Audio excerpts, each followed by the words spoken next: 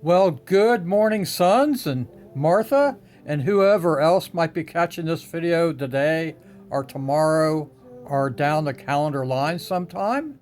It is February 4th, 2022, a very cold, chilly Friday morning in February. We're to a new section in our video series of the gospel, which is a year-long video series on the gospel. And we're really going to concentrate on the blood as part of the gospel. Without the blood, there is no gospel. Let me say this morning. Let's say you have an agreement with maybe your employer. He gave you a what would you call that? Anyway, he gives you $100 and says that has to be paid back, let's say, in 3 months. And if it's not paid back, you're going to go to jail. So you know the requirements. You accepted $100, has to be paid back in 3 months. And after 3 months, your payment has been in gift cards instead of cash. And he says, you're going to jail. And you say, hey, I paid you back equal into what you want. They're just in gift cards. And he said, no, the requirement was money. Well, that's what I want to illustrate this morning about the gospel. The gospel, I'm telling you, is under attack because they're trying to take the blood out of the gospel. And without the blood, there is no gospel. There's no good news without the blood. And I hope over time through these videos that you'll see the need for the blood of Christ. It's what we learned from our whole last year series on Hebrews. How blood was shed by animals.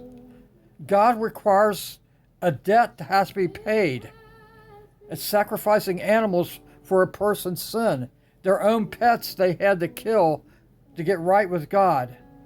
And what that does, that shows you how costly sin is. Well, how costly is sin? It cost Jesus Christ his life. He had to shed his blood. But what is the world? There's no fear of God today. That tells us in Romans 3:18. There's no fear of God today. There's no fear in how people act today, thinking they're going to be held accountable because their eyes are blinded. Oh, we have to know the truth. So, let me take you down here this morning.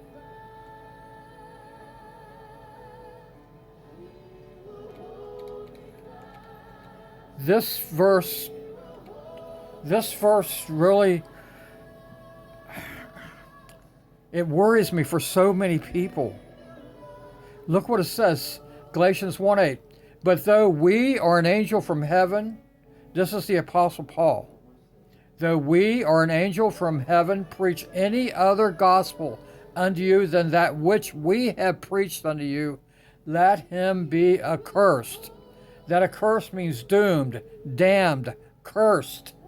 No hope. You have to get the gospel right. And then you have to believe the gospel. And then you live out the gospel. There's power in the gospel that we'll learn through these videos.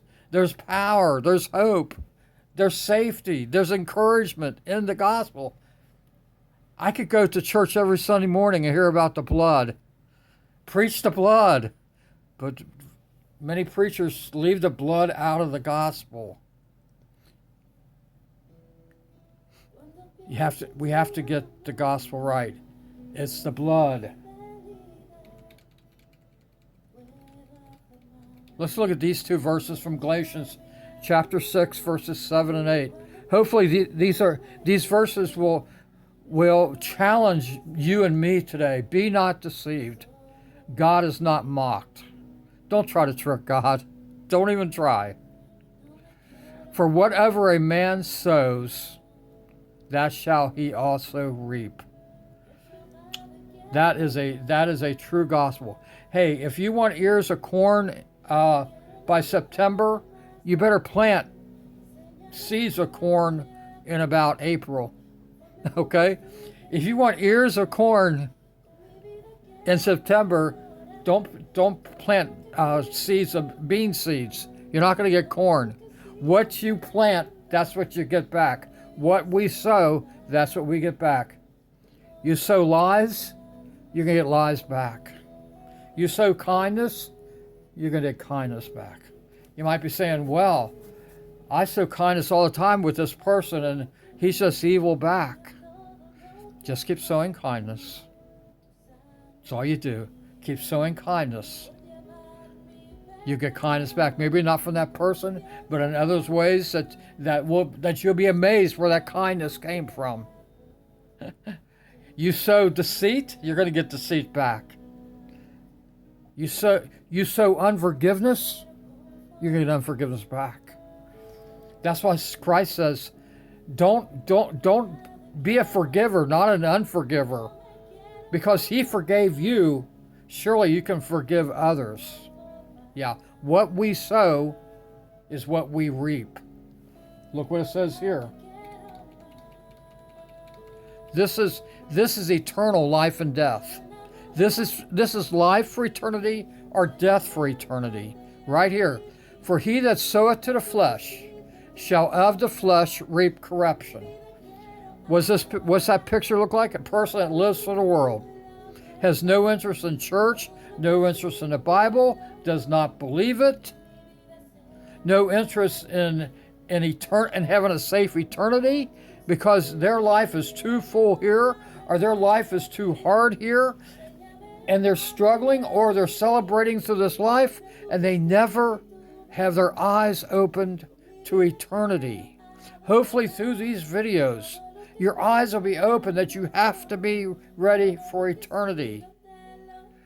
And if you'll do this, as you'll sow to your spirit, then shall the spirit reap life everlasting. That life everlasting is a home in heaven. If you will sow to your spirit, realizing your soul has to be fed.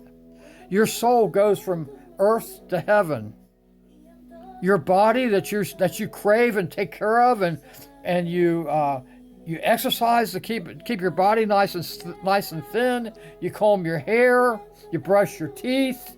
Everything looks beautiful. Your body's going to die. Matter of fact, it's dying right now. But your soul lives on. You have to sow to your soul so you can reap life everlasting in heaven. If you don't sow to your soul, you're in trouble.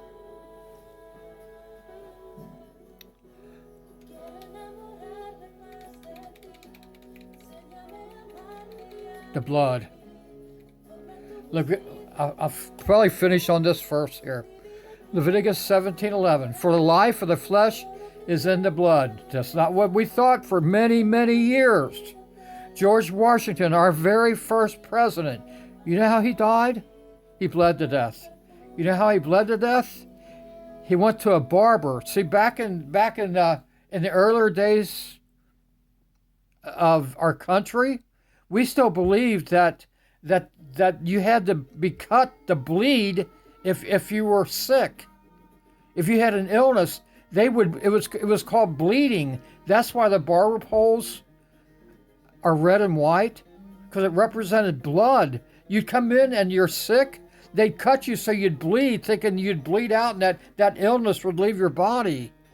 But what does it say here? No, the life is in the blood, and we know that. I go to Hawksworth Blood ever so often to get blood for others that are in need of blood to live. Life is in the blood. This is written back thousands of years ago. It says, for the life of the flesh is in the blood, and I have given it to you upon the altar to make an atonement for your souls. An atonement, for it is the blood that maketh an atonement for your soul. Very quickly, what's atonement? It's compensation, it's payment, it's restitution for our sin against a holy God. And it can only be the blood of Christ. That's critical for salvation is have the blood of Christ be a payment for your debt of sin, and that can only come by faith. You put your faith in that, in the blood of Christ.